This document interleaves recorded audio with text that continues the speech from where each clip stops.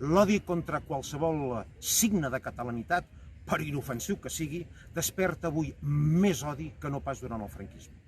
I si no, mireu com els energúmens colonitzadors espanyols que tenim entre nosaltres han mutilat aquest monument a la sardana que va inaugurar l'any 1966 un alcalde franquista com en Porcioles.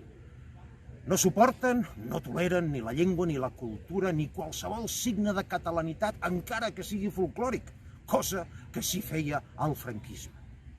I és que ara se senten forts i volen acabar la feina.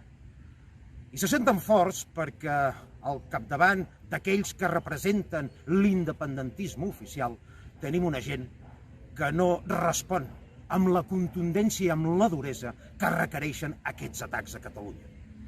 Qualsevol atac a Catalunya ha de ser respost amb duresa, amb contundència i amb dignitat, sobretot perquè ens hi juguem el futur i la supervivència de la pàtria.